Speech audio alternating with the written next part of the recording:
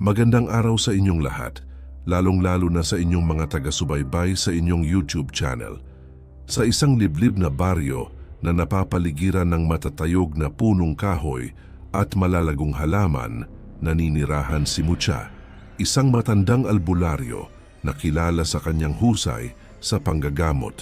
Sa tuwing mayroong may sakit na sugatan o nakaramdam ng di maipaliwanag na sakit, siya ang unang tinatakbuhan ng mga taga-baryo. Bata pa lamang si Mucha nang maipasa sa kanya ng kanyang lolo ang kaalaman sa mga halamang gamot at orasyon. Sa loob ng maraming taon, pinahusay siya ng karanasan at pinagpala ng katalinuhan sa panggagamot.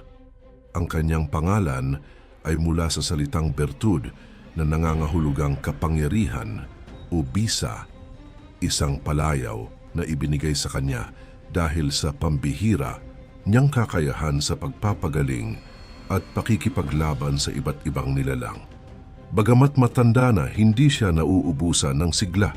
Madalas siyang makita sa likod ng kanyang maliit na kubo, nagtatanim at nag-aalaga ng mga halamang ginagamit niya sa panggagamot.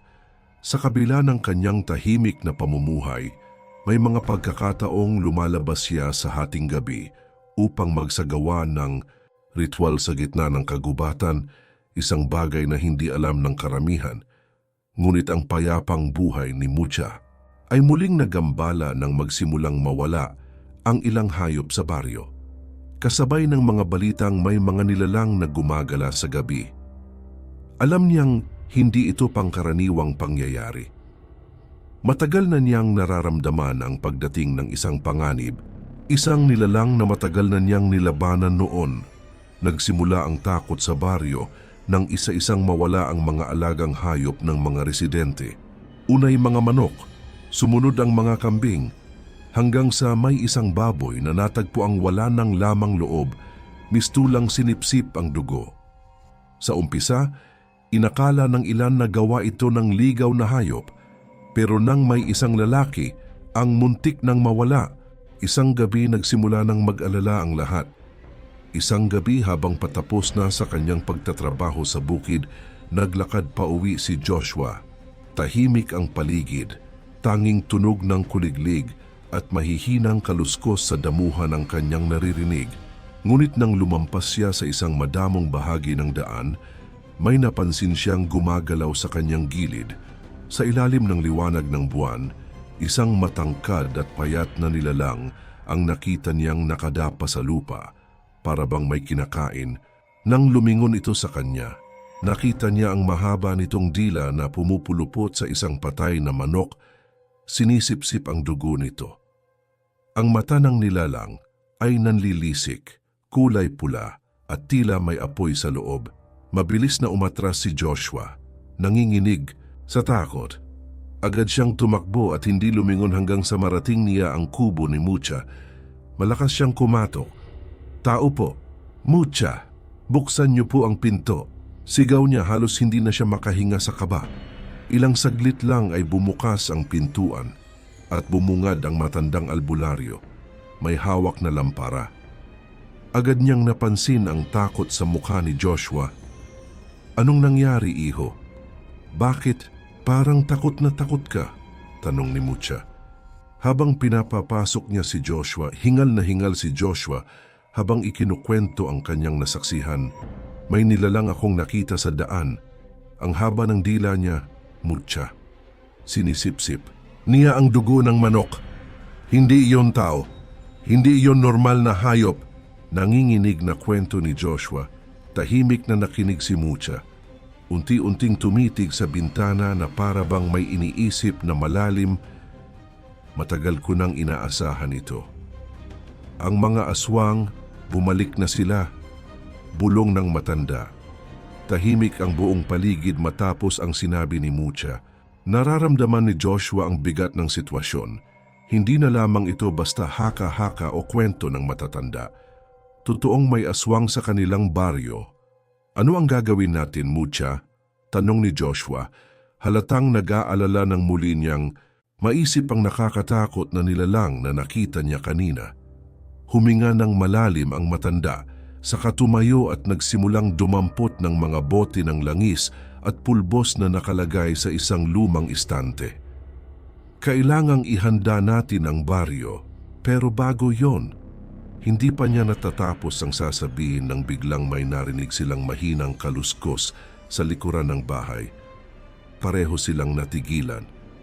Napalunok si Joshua habang dahan-dahang hinawakan ni Mucha ang isang bote ng langis sa mesa.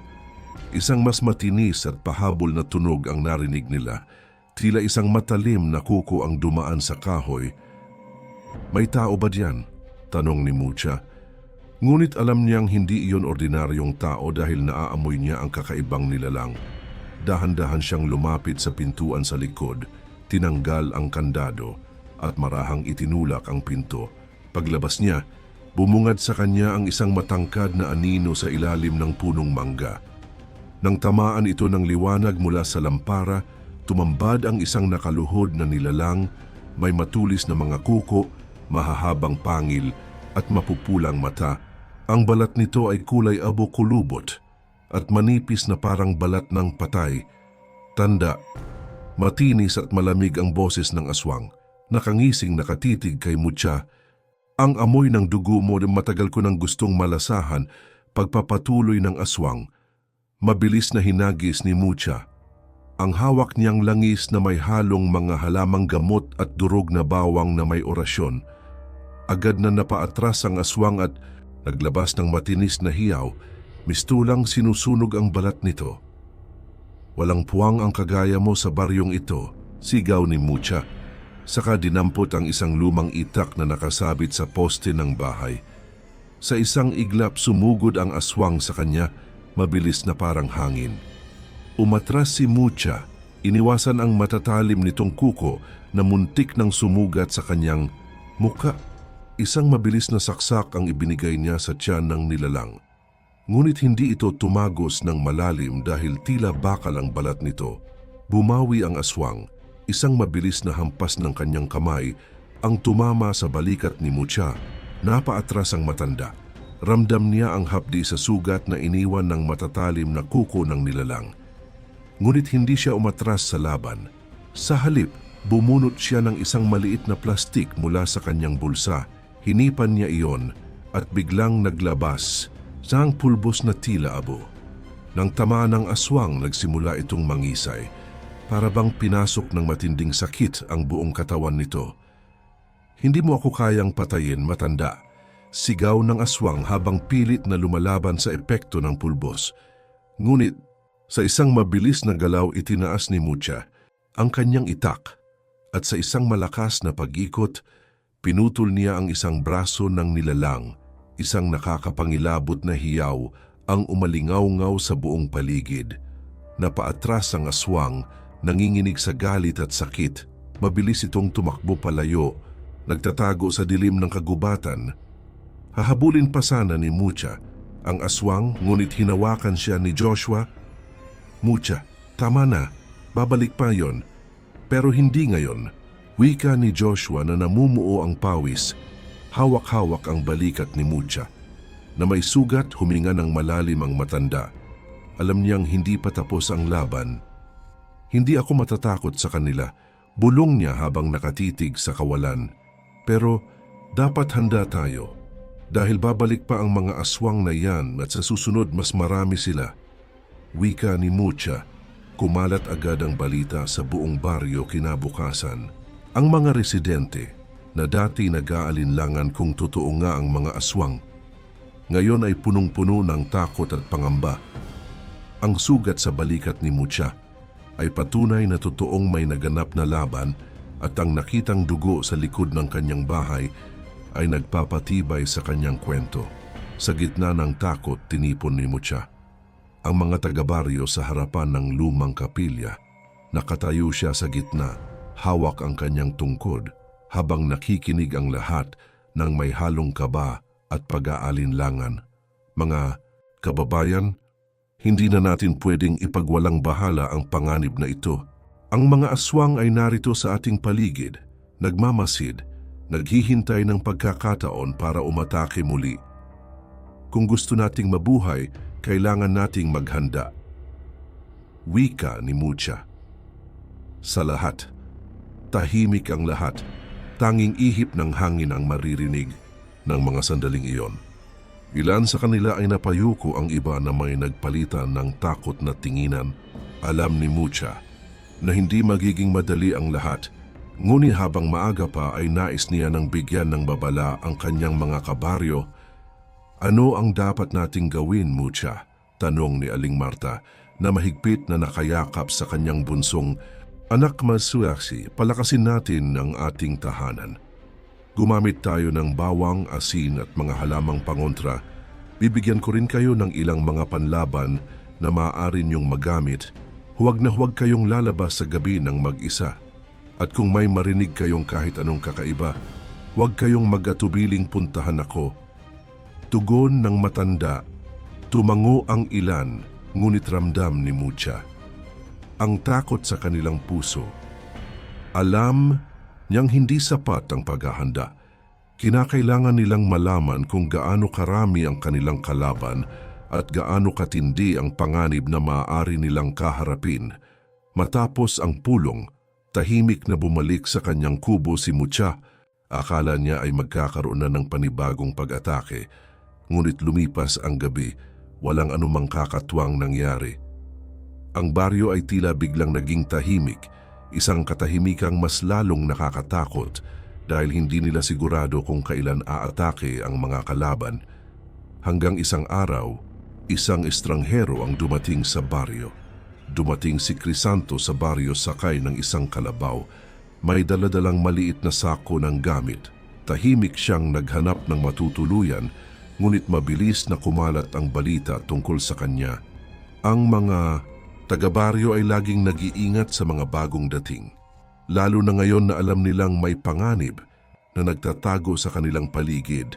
Nang marinig ni Mucha ang tungkol sa kanya, agad niya itong pinatawag sa kanyang kubo. Hindi nag-atubili si Crisanto.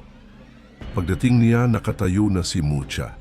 Sa harap ng kanyang bahay, nakamasid sa kanya na parang binabasa ang kanyang katauhan. "Ano ang pakay mo sa baryong ito?"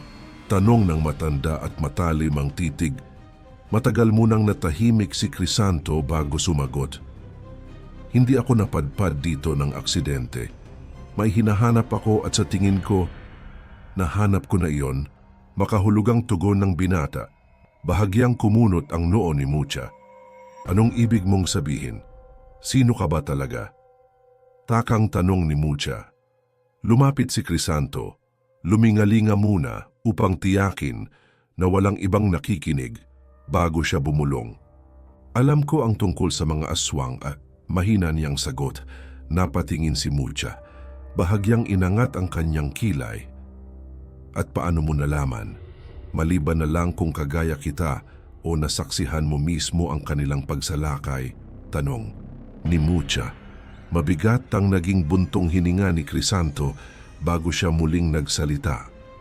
"Dahil matagal na nila akong hinahabol. Ang baryo ko noon, winasak nila. Wala nang natira sa amin." Malungkot na tugon ng binata. Natigilan si Mucha sa sinabi ni Crisanto. "Ano? Ibig sabihin isa ka sa mga nakaligtas na biktima ng mga aswang. Tama ba ako?" Tanong ni Mucha. "Isa ako sa iilang nakaligtas, Mucha. Alam ko kung paano sila gumalaw, paano sila umatake. At alam ko rin na hindi lang isang aswang ang nasa baryong ito. Marami sila. At nagmamasid lang sila, naghihintay ng tamang panahon para muling umatake. At gaya ng ginawa nila sa aking baryo, ganoon ang plano nila para sa baryong ito."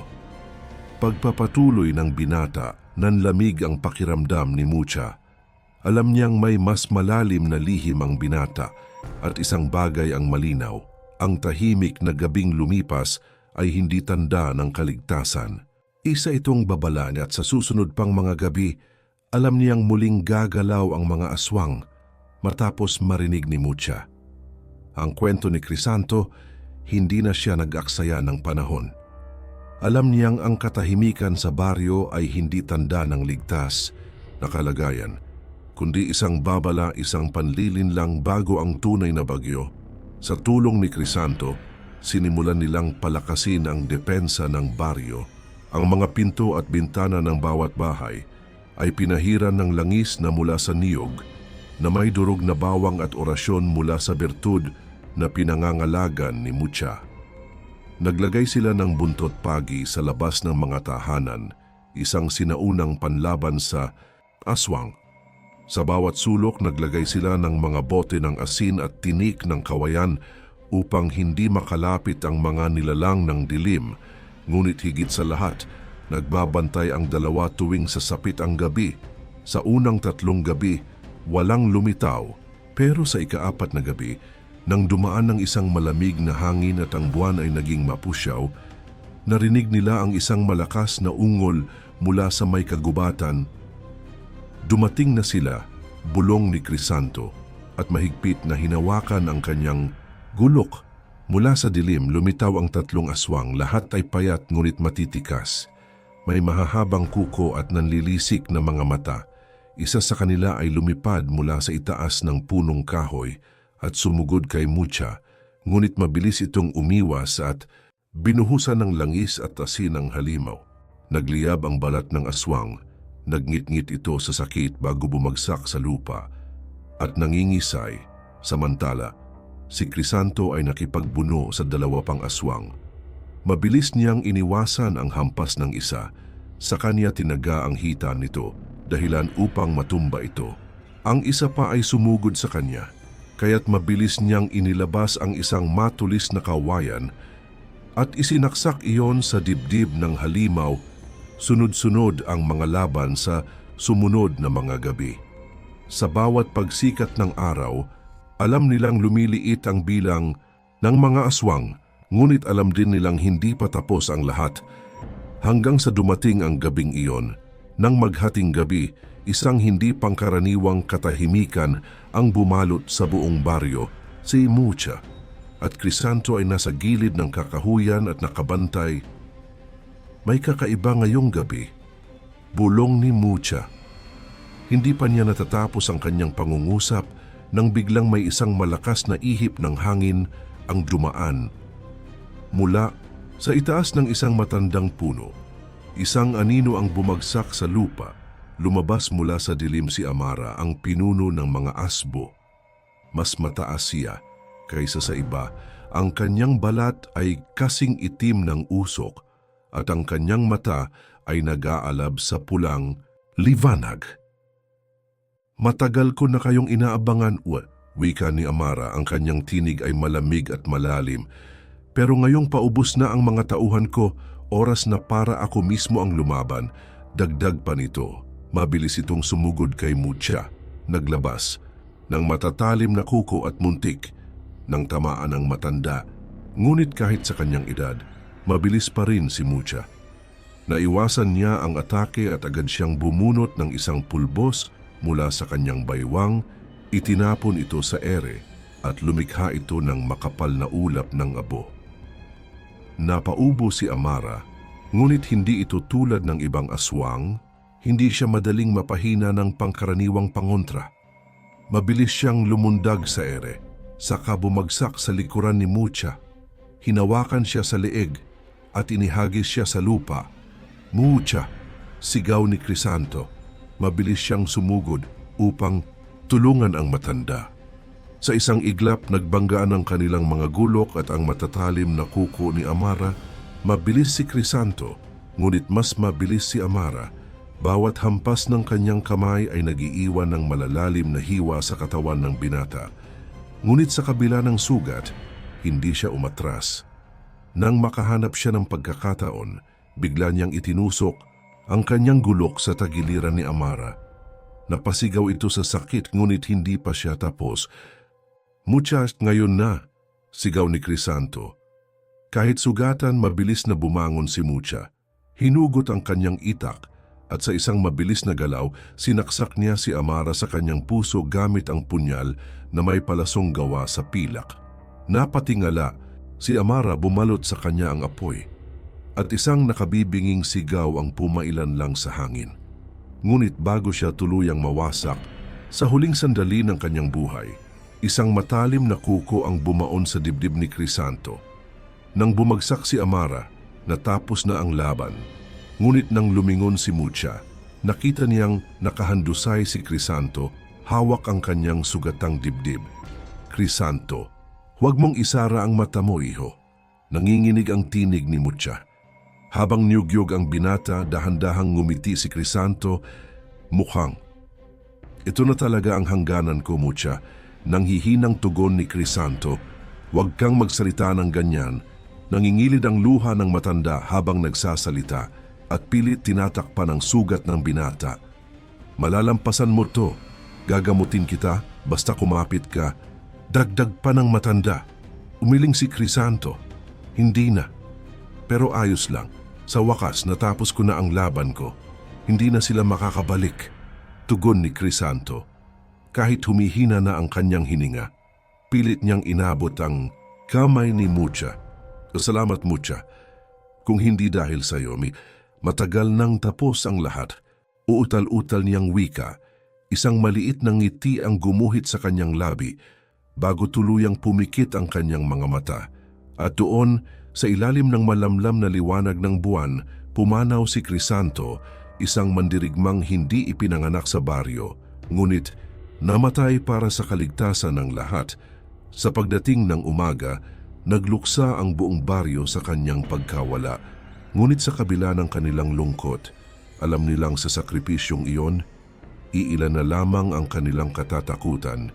At si Mucha, sa kabila ng sakit, ay nanatiling nakatayo dahil alam niyang ang kwento ng mga mandirigmang tulad ni Crisanto ay kailangang manatiling buhay upang ipaalala sa lahat na ang tunay na tapang ay hindi nasusukat sa lakas ng katawan kundi sa handang ipaglaban ang tama kahit pa ang kapalit nito ay sariling buhay. Matapos ang pagkamatay ni Crisanto at ang pagbagsak ni Amara, muling nagkaroon ng katahimikan sa baryo. Unti-unting bumalik sa normal ang buhay ng mga taga roon. Ngunit para kay Mucha, ang digmaan ay hindi pa tapos. Alam niyang ang kasamaan ay parang anino kahit pamasugpo mo, may babalik at muling babalot sa dilim ang lahat at hindi nga siya nagkamali. Sa unang linggo matapos ang laban, wala pang kakaibang nangyayari. Pero pagkalipas ng isang buwan, nabahala ang lahat dahil marami ang mga buntis na naging biktima ng aswang. At isang gabi, isang bata ang nawala. Si Pedro, isang 10 taong gulang na batang mahilig maglaro sa tabing ilog, ay hindi na nakauwi matapos maglaro sa hapon. Isang araw siyang hinanap ng buong baryo. Ngunit ang tanging natagpuan ay ang kanyang duguang damit sa may masukal na bahagi ng gubat. Nagsimulang bumalik ang takot sa puso ng mga taga-baryo. At saka palang napagtanto ni Mucha, hindi pa tapos ang laban. Isang umaga naggising ang buong baryo sa isang nakakasindak na pangyayari. Sa gitna ng plaza nakadapa sa lupa si Joshua, isa sa mga pinakamasayahing binata sa baryo. Wala na siyang buhay. Ang kanyang balat ay maputlang maputla at tila naubusan ng dugo ang kanyang katawan. Ngunit ang mas nakakakilabot ay ang bagay na iniwan sa tabi niya, isang sulat, nakasulat sa lumang pergamino, gamit ang pulang tinta na hindi na kailangang hulaan kung ano. Sa nanginginig na kamay binuksan ni Mucha. Ang sulat, ang aming hari ay muling nagising. Huwag kang magkakamaling isipin na tapos na ang laban, ikaw ang hinahanap namin, Mucha. Oras na upang tapusin ang itinakda. Pagbabasa ng matanda sa liham, bumigat ang dibdib ng matanda.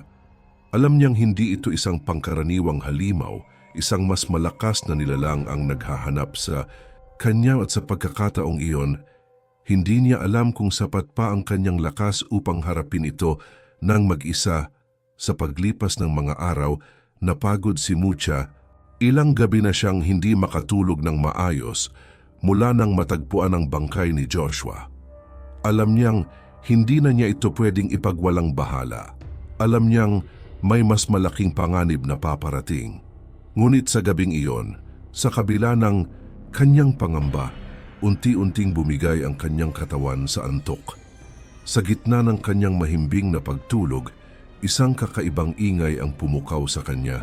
Isang malalim at nakakakilabot na paghinga, kasabay ng marahang kaluskos sa bubungan. Bumilis ang pintig ng puso ni Mucha. Hindi siya nag-atubili. Mabilis niyang kinuha ang kanyang itak sa ilalim ng kama at tumalon palabas ng kanyang higaan. Biglang bumagsak ang isang malaking nilalang mula sa kisame, isang kubot. Mas mabagsik kaysa sa mga nakalaban niya noon. May mahahabang kuko at isang nakapangingilabot ng ngiti. Matagal kitang inantay, Mucha. Humagod ang malalim at paos nitong tinig sa hangin. At para bang nagmumula sa kailaliman ng impyerno, ngayon, ikaw mismo ang susunod kay Joshua, wika ng kubot. Ngunit hindi pumayag si Mucha na matapos ang kanyang buhay sa grabing iyon, mabilis siyang sumugod, inihagis ang isang bote ng langis sa mukha ng aswang. Napasigaw ito na paatras habang nag-uusok ang balat na tinamaan. Ginamit ni Mucha. Ang pagkakataon, pinaikot niya ang kanyang itak at mabilis na hinataw ang braso ng halimaw. Naputol iyon sa isang mabilis na hagupit ng matanda. Napasigaw ang aswang sa matinding sakit dahil sa ginawa ni Mucha. Ngunit imbes na umatras, lalo itong nagalit. Lumundag ito papunta kay Mucha. At dahil doon bumagsak sila pareho sa sahig at nagpagulong-gulong habang pilit nitong inaabot ang leeg ng matanda gamit ang natitirang kamay. Sa isang mabilis na galaw, sinipa ni Mucha ang kubot palayo sa katumayo at hinataw niya ito ng itak sa dibdib. Bumaon iyon ng malalim, ngunit hindi pa rin bumagsak ang nilalang. Duguan na at humahagok sa sakit ang nilalang, ngunit nakangisi pa rin ang nilalang. Hindi mo kami matatakasan, Mucha. Parating na siya, nakangising, wika ng kubot. Sino ang parating? Sigaw ni Mucha. Habang nakatutok ang itak sa liig ng nilalang, humagikik ang aswang. Bumuga ng itim na dugo mula sa kanyang bibig, saka nagsalita sa mahina ngunit matalim na tinig. Si Hari, ang hari ng dilim, ang asawa ni Amara, at siya mismo ang tatapos sa iyo. Malakas na wika ng kubot at sa huling pagkakataon, isang nakakatakot na ngiti ang sumilay sa labi ng aswang bago tuluyang nalagutan ng hininga. Napatigil si Mucha, humihingal habang nakatitig sa bangkay ng aswang. Si Hari, isang pangalan na hindi pa niya narinig noon. Naisip ni Mucha, kung si Amara na ang isa sa pinakamalakas na nilalang na nakalaban niya, paano pa ang lalaking mas makapangyarihan rito? Dahan-dahang lumabas ng bahay si Mucha. Tumingala sa madilim na langit. Ang buwan ay tila mas mapula kaysa dati, at ang malamig na hangin ay may dalang pahiwatig ng panibagong panganib. Napapaisip ang matanda dahil kung parating na si Hari, kailangan niyang maging handa. Matapos ang laban ni Mucha, laban sa kubot na sumalakay sa kanyang bahay, isang hindi maipaliwanag na takot ang bumalot sa buong baryo. Alam niyang hindi iyon matatapos sa isang halimaw lamang. Kung totoong paparating si Hari, ang asawa ni Amara, mas matindi pang pagsubok ang kanilang haharapin at hindi nagtagal, nagsimulang lumaganap ang lagim. Noong una, maliliit lamang ang mga kakaibang pangyayari. Ang mga ilaw sa bahay ng mga tao ay bigla na lang namamatay sa hating gabi. Ang mga aso at hayop ay nagwawala, umaalulong na para bang may nakikitang hindi nila kayang ipaliwanag. Ngunit makalipas lamang ang 3 araw, nagsimula nang mawala ang mga tao. Isang gabi, isang buong pamilya, ang mag-asawang si Mang Ruben at Aling Marta, kasama ang kanilang 2 anak, ay biglang naglaho. Walang sino mang nakakita sa kanila at wala ring palatandaan ng anumang pag-atake sa loob ng kanilang bahay. Naiwan lamang ang kanilang hapunan sa mesa, parang sandali lang silang tumayo at nawala na lang bigla. Natagpuan ang bahay nila kinaumagahan, ngunit may isang bagay na gumimbal sa lahat. May nakaukit sa pader ng kanilang bahay gamit ang sariwa na dugo. Mucha, hindi mo sila maliligtas. Pagbabasa ni Mucha. Sa nakasulat, Kinabukasan, habang ang buong baryo ay nagluluksa at nagtatanong kung ano ang nangyayari, isang hindi pangkaraniwang pangyayari ang naganap. Sa una, inakala nilang normal lang ang gabing iyon, ngunit nang matulog na ang mga taga-baryo, nagsimula ang sunod-sunod na hiyawaan dahilan upang magising ang lahat at naglabasan sa kanilang tahanan. Napaatras ang mga tao, nanginginig sa takot, ang mga bubungan ng bahay, ang mga kalye, at maging ang mga puno sa baryo ay nabalot ng sigawan at nakakatakot na ingay. Ano to, Mucha? Anong nangyayari sa baryo natin? Umiiyak, nasigaw ng isang ginang. Napakuyom ng kamao si Mucha. Alam niyang ito ay isang bagong babala, isang paalala na may isang nilalang na mas malakas, mas matalino, at mas mabagsik ang naghihintay ng araw ng pag-atake. Hanggang ilang sandali, ang lumipas, isang nakakatakot na sigaw ang pumailan lang mula sa gilid ng baryo. Mabilis na tumakbo si Mucha. Papunta sa pinanggalingan ng ingay, dala ang kanyang itak, at doon, sa ilalim ng liwanag ng buwan, nakita niya ang isang bangkay na dahan-dahang naglalakad patungo sa kanila. Walang iba kundi si Aling Marta. Ngunit, hindi na siya gaya ng dati. Ang kanyang katawan ay puno ng sugat, ang kanyang mga mata ay mapuputi na, at ang kanyang balat ay halos matanggal na sa kanyang buto. Mucha, tutulungan mo ako? Mahina ngunit nakakakilabot ang tinig ni Aling Marta. Napaatras si Mucha. Ramdam niya ang malamig na kilabot sa kanyang katawan. Biglang nagdilim ang paligid at mula sa anino, isang malalim na boses ang bumulong sa hangin. Mucha, malapit na akong dumating. Maghanda ka dahil walang makakatakas sa akin. Wika ng isang boses, at sa isang iglap bumagsak ang bangkay ni Aling Marta sa lupa, tuluyan ng hindi gumagalaw. Sa gabing iyon, natanto ni Mucha ang isang bagay, hindi lang mga aswang ang kalaban nila ngayon. May isang mas matinding puwersa ng kadiliman ang paparating, at maaring wala na siyang sapat na oras upang pigilan ito. Alam ni Mucha na wala ng ligtas na lugar sa kanilang baryo. Isa-isa nang nawawala ang mga tao at habang tumatagal, palakas ng palakas ang mga halimaw. Ang tanging paraan para iligtas ang kanyang mga kababayan ay palikasin sila bago pa dumating si Hari. Pakinggan niyo ako, sigaw ni Mucha. Habang nagtipon ang mga tao sa gitna ng plaza, hindi natin kayang ipaglaban ang baryong ito kung hindi tayo handa. Kailangan ninyong umalis at tumuloy muna sa Karatig Bayan. Wika ni Mucha, matandang lalaki. Ano, iiwan natin ang ating tahanan? Tutol ng isang matandang lalaki. Mas pipiliin niyo bang mamatay? Hindi ko hahayaang may madamay pa sa digmaang ito. Akong bahala rito, sagot ni Mucha. Bagamat mabigat sa loob, napilitan ang mga tao na sumunod kay Mucha. Sa gitna ng dilim, isang mahaba at tahimik na prosesyon ng takot ang lumisan mula sa baryo, papunta sa kalapit na bayan upang humanap ng masisilungan. Alam ni Mucha na ito ang tamang gawin. Ngunit hindi siya aalis, hindi siya tatakbo. Sa halip, haharapin niya ang hari ng kadiliman, dala ang kanyang lumang lagayan ng mga anting-anting. Dumiretso si Mucha sa kagubatan. Alam niyang naroon sa loob ang pinagmumula ng kasamaan. Subalit habang siya ay naglalakbay, isang malakas na halakhak ang gumimbal sa buong baryo.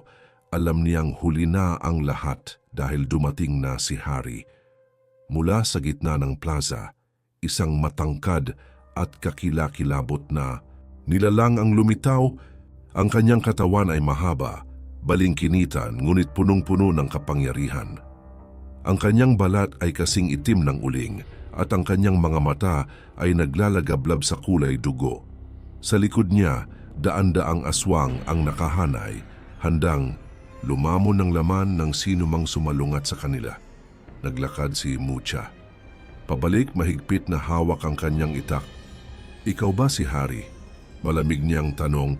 Mula sa anino, isang malaki na tinig ang tumawa. Matagal kitang inantay, Mucha, wika ng nilalang. Humakbang si Harry papalapit at walang bahid ng pagmamadali at punong-puno ng kumpiyansa. Wala na ang mga tao mo, wala ka nang natitira. Ngayon, ikaw ang isusunod ko, dagdag pa ni Harry. Ngunit ngumiti lang si Mucha. Nagkakamali ka, Harry. Ako ang tatapos sa iyo at isusunod kita sa iyong asawa, tugon ni Mucha. At doon nagsimula ang madugong sagupaan. Sabay na sumugod ang dalawa sa isa't isa. Pinakawalan ni Harry ang kanyang maitim na kuko. Hinahati ang hangin habang sinusubukang sakmalin si Mucha. Ngunit mabilis, ang albularyo umiwas at hinataw ng kanyang itak ang gabunan. Tumama ito sa braso ni Harry, ngunit tila wala itong epekto. Tavern. Mahina bulong ni Harry bago niya tinulak si Mucha. Nang malakas bumagsak si Mucha sa lupa, ngunit hindi siya nagpatinag. Mabilis siyang bumunot ng isang bote mula sa kanyang bulsa at binato iyon kay Harry. Napuno ng asul na apoy ang katawan ng Hari ng kadiliman. Napasigaw ito at biglang umatras habang ang apoy ay lumalamon sa kanyang balat. Hindi mo ako matatalo, matandang albularyo, sigaw ni Harry habang inaalis niya ang apoy gamit ang kanyang kapangyarihan. Doon bumunot si Mucha. Nang kanyang huling alas, ang kanyang bertud, isang anting-anting na pinapasa sa kanilang lahi sa loob ng daan-daang taon. Ito ang wakas mo, Harry, wika ni Mucha. Biglang nagningning ang Mucha sa kanyang palad. Isang bughaw at gintong liwanag ang bumalot sa kanya. Naging matalim ang kanyang tingin, naging matibay ang kanyang katawan, at naging mas matulin ang kanyang mga galaw. Muli sumugod si Mucha. At sa pagkakataong iyon, hindi na niya ininda ang mga atake ni Harry. Sa isang iglap, umatake si Mucha gamit ang kanyang itak, ngunit biglang bumuga ng maitim na usok si Harry. Tinangka nitong lamunin si Mucha sa kanyang sumpa, ngunit itinapat ni Mucha ang kanyang bertud.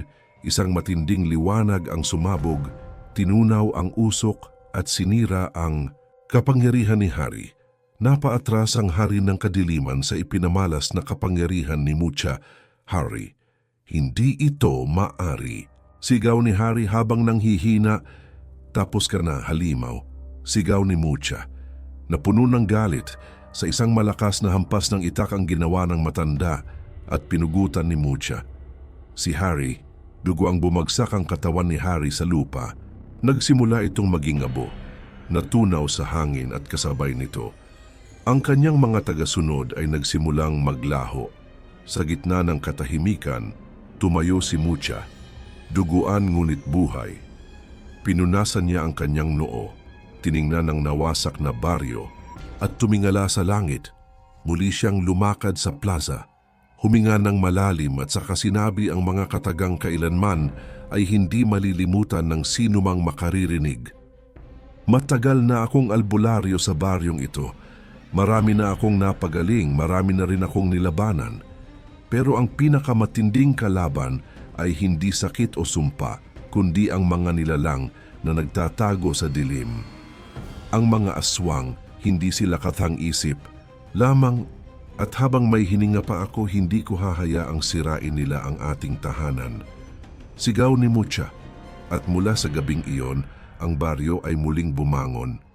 Si Mucha, ang tagapagtanggol ng liwanag, ay muling bumalik sa kanyang tahimik na pamumuhay. Ngunit sa kanyang puso, alam niyang hindi pa tapos ang laban. Sapagkat alam niyang sa madilim na sulok ng mundo, laging may naghihintay na halimaw upang muling sumalakay. Kung nagustuhan niyo ang ating kwento, maaari sana mag-subscribe, like and share na din. Maraming salamat po.